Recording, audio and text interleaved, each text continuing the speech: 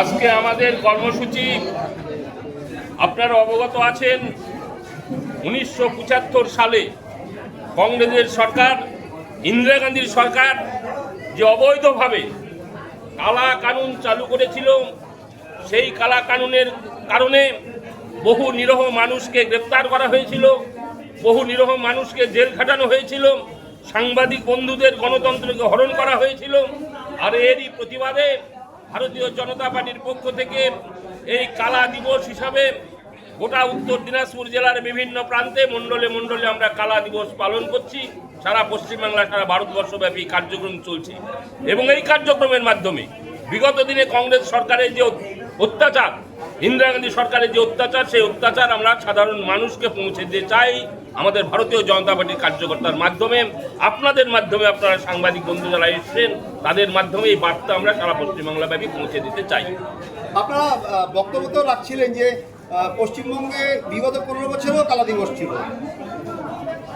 বিগত 15 বৎসরে কালা দিবস কোনো অংশে কম ছিল না, কারণ পশ্চিমবাংলায় বিগত 15 বৎসরে কোনো গণতন্ত্র ছিল না।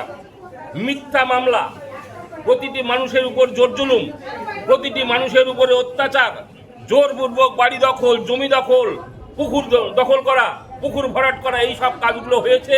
উন্নয়ন হয়নি। চাকরি চুরি থেকে শুরু করে কয়লা চুরি, বালি চুরি থেকে শুরু করে সর্বক্ষেত্রে কালা কানুন চলেছে আমার উত্তর দিনাজপুর জেলা সহ গোটা পশ্চিমবাংলা ব্যাপী। তাই আমরা আজকের এই দিনটিকে গুরুত্ব সহকারে পালন করে এই বার্তা আমরা আপনাদের মাধ্যমে বাংলার মানুষের কাছে পৌঁছে দিতে চাই।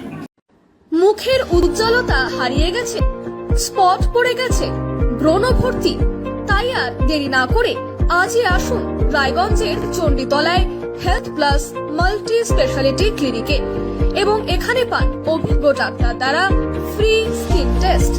আরো বিস্তারিত জানতে যোগাযোগ করুন 9674895169 এই নম্বরে।